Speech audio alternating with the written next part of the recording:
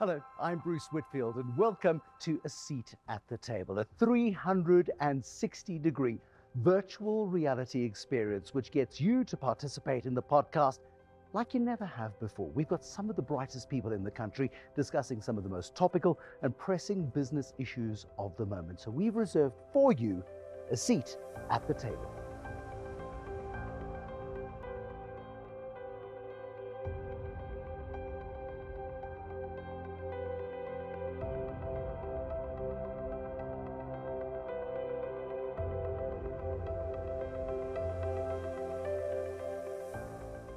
Hello, welcome to the table. We saved you a special seat here at our table. If you have a look around you, you'll see I'm surrounded by some very clever and erudite people who talk about capital and liquidity. Let's introduce you quickly. And there's Kurukani Dlamini at the end of the table over there, Mark Barnes over here, Dave McCall, he's the guy with the money, you need to suck up to him. And then we've got Akoya Koranteng, who is the head of capital at the Safiso Learning Group. So now you've met everybody, it's nice to have you with us. Now pay attention because this is participative. Nodding? Excellent, good. Dave McCall, now listen, capital and liquidity, opposite sides of the same coin, right? Yeah, I think so, Bruce. I think the question is, how you get the balance between the two. And I think, clearly they're part of the same overall business process, but they're fundamentally different. I mean, capital is a bit like fat. When you go through shocking times and you go through, going through the desert and you run out of water, you obviously need a bit of, kind of capital to keep you going. Whereas liquidity is a little bit like air. When you run out of air, what tends to happen is you tend to pass on quite quickly. So I think the point being is that the world's changed, and what got us here is not necessarily the same complexity that is going to get us to where we need to be in the future. Things are going to get more difficult, more challenging, and how we apply capital and how we find liquidity is going to be of utmost importance. I mean, it's a problem you might face at the post office, Mark Barnes. The world is different, and you've got to have your various stakeholders providing you with the capital that you need so that you can get the liquidity that you require to deliver the letter to, I don't know, Umtata, for example. Yeah, I think, first of all, you've got to have the right economic model that someone's prepared to invest in. So, I mean, I don't want to talk about the post office, but it's a turnaround model. So it needs to be deeply steeped in equity. It needs lots of reserves so that it can see itself through a difficult liquidity situation. But I mean, just generally, if you look at the world is awash with cash at the moment. So they're awash with liquidity. And that's primarily because after the financial crisis in 2008, reserve banks made it their business to make money cheap. Okay, and the reason they did that is they wanted people to go back and invest in the real economy, okay, which is all about giving people the confidence by making money the enemy. And so money is now really, really cheap, and still people aren't investing it. And so we are now looking at asset prices which are inflated, almost beyond returns. Capital's been invested in assets, and we've seen asset prices almost explode. We've got stock markets around the globe at record levels. But money hasn't been invested in growth assets. Yeah, the issue right now is that they've all gone up. So bond prices are high, stock market prices are high, property bubbles are wherever you want to see them. And so the argument could be made that they've gone too far and money is too cheap. And so now the clever people are starting to see investment in a different dynamic. So all the old metrics of net asset value and price earnings, all of these things no longer define why you would take a risk in Bitcoin, or why you would have invested in Facebook, or why you would have invested in Alibaba, which is the third biggest bank in the world today. Okay, and so the world is changing, and the challenge for all of us is to start being able to understand the mixture and capital of liquidity that will define value going forward. So, for example, Amazon, which we all know is a massive, powerful organization, I don't think it's made a profit yet. No. Nor is but Uber. It's an extraordinary, and the dynamic there is client acquisition strategy, which everyone's investing in because the populations are growing and so on. And the harvest will come later. But they've needed extraordinary capital and extraordinary faith from shareholders. They could never have grown in a different era, possibly, Okoye. I mean, that's what's so interesting about these businesses, because 10 years ago, you needed to make a profit within 12 months. Otherwise, Dave gives you a friendly call to say, please pay back the money. Nowadays, there is far more latitude if you've got a plan that shows you might deliver a return over time. That's the different world maybe Dave is referring to. Absolutely. I think market dynamics are changing, and 10 years ago, your millennials weren't present, and today they are. And I think their approach and their ways of thinking are completely different. They're providing an asset class that's alternate and giving investors an option to invest in something that they otherwise wouldn't have invested in the past. Look at your Ubers, you look at your Airbnb. It's a different model, and I mean, as an investor, patient capital, and if the idea makes sense to you, then you'll definitely invest in it. Aren't we asking for trouble, though? I mean, if we're changing the way the world works, while interest rates are low and while capital is cheap, it's fine until it's not anymore, because it may feel like it's different this time, but is it really? Well, I think it is. I think if you think of the sources of capital, right, they're no longer the same. Also, the risk that capital is willing to take, it's no longer the same. So if you go back to the 1928s, where the Great Depression occurred, you were getting bonds yielding significantly more than what equities were yielding. So bonds were presumed to be riskier than equities. Now, we think about bonds very differently in this day and age. So I think we're seeing a transition where the risk premium that is attached to capital from different places. Dave is no longer the go-to party for capital anymore.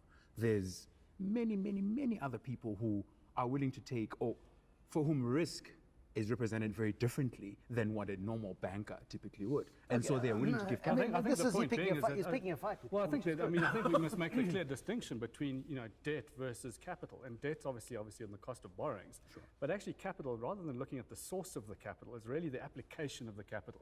And it's the opportunity cost of not taking those opportunities that present themselves. And I think that's where the dynamic is going to change. But are you guys thinking differently? But think about it. I mean, if you're going to Europe today, and in Europe they're saying to you, I'll give you a -2% interest rate. I mean, I'm not going to go to a bank if that's what's happening. If I am sovereign and I need to borrow, I'm going to go to the people that are willing to give me the money for free, or basically are going to pay me to borrow money from them. I'm not going to go to Dave. And I think that's where the problem is. I do think you have to introduce the question of time here, because if rates in the US are 2% and they go up by 0.5%, the cost of servicing that debt has gone up by 20%.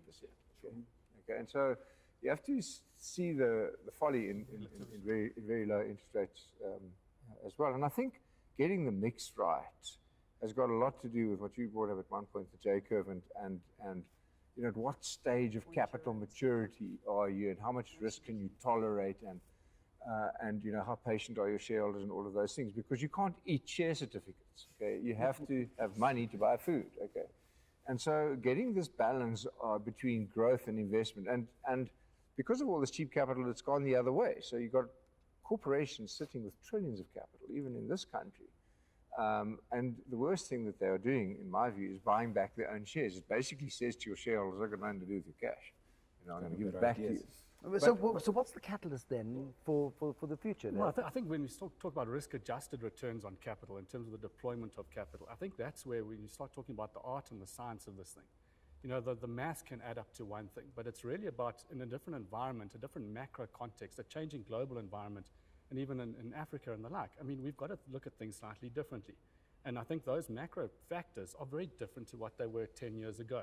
I think the volatility of the change, not only in terms of the extent of the change, but also the rate of change, makes it that much more difficult to really quantify the risk-adjusted return. Okay, now our guest over here wants to know if you're going to lend them some money. I mean, the FD of a small and medium enterprise in South Africa today, they're hearing about patient capital, they're hearing about free money, and then they're hearing that you have got big pots of cash, but they're finding it hard to extract it from you. How best do they extract it? I think what's quite interesting is that the philosophy of banking is, in the old days, was a buy from the bank and the bank sells to our clients. But in actual fact, we're twin faces of the same coin, because to the extent that we're going to deploy our capital, obviously we want a commensurate risk-adjusted return on that capital as well. I think what's changed is the way that we start engaging with clients in terms of, we start talking about targeted returns, in terms of, well, it's not necessarily this year that we're worried about, it's about the future growth potential and your ability to obviously repay and provide a degree of return to ourselves over the longer term. And I think that's what's important, especially in this country, when everyone is sitting on piles of cash, is how do you start to forecast, well, what is it going to look like in 5 to 10 years? And how do we get over that hump to start actually deploying it in consultation and conjunction with our clients? And the biggest problem you've got is confidence, I'm sure. Yeah, you're nodding. I know. It's about confidence, and it's about getting confidence into a system. And that comes from political confidence, economic confidence, but also, Mark Barnes, you talk about asset prices being elevated around the world. At some point, and history will teach us multiple times, the story, the fairy tale comes to an end. There are various ways it comes to an end, but that's why we don't have the confidence. Yeah, I think at a micro level, the way you get confidence is by deep understanding, okay, of the economic model that drives your business. There's no shortcut to that. You have to be able to distill the essence of why you make money before you can raise money at the right price. Okay, summarize it for me then, quickly. We need to wrap up. Okoya, tell our guest, please, how this world has changed and what they need to do to have better capital and better liquidity structures in their businesses. Again, just speaking back to my initial point that I made, I think it's important to assess at what point of the business that you're in. And again, today, it's not just traditional debt. You've got various options. You've got a lot of angel investors out there. You can securitize. You can, I guess, still stick to the bond market, for example. But I think it's really, really important to just assess at what point in the business that you're at.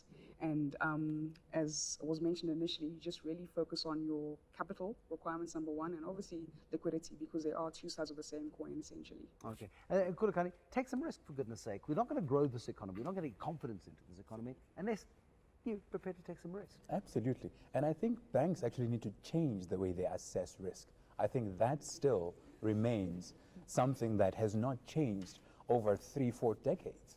And if you think about what risk is quantified as now, banks are just still far, far, far behind. They don't know how to fund Has this world IT changed, businesses. Mark? I mean, No, it has. you had a dark history as a bank. This is why the world has changed. Is because access to capital and knowledge about capital is pervasive. It's in your pocket. Crowdfunding, understanding, all of those things about investment are available to individuals now. They no longer belong in the smoke-filled barrooms of stockbrokers.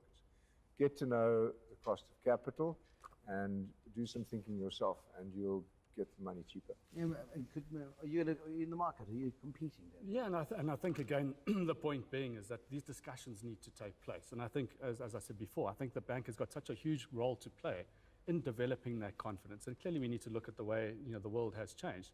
But by the same token, I think it's also imperative upon business owners and business leaders to really introspect and get out of the berth of the ship and get onto the bridge and look a little bit further into the horizon, because I think there are opportunities there. And so we always talk about, well, what is the cost of capital? But what's the opportunity cost of not doing something? And I think that's when we start talking about capital and liquidity together. It's really making the whole become greater than the sum of the individual parts. And it's more than just the maths. It's about having conversations like this, and it's about developing that confidence and hopefully growing business, which enables the country to grow and for us to do better. Panel, thank you very much. Nice to have you all here. Thanks very much for coming. And thanks for coming. And thank you for taking your seat at our table.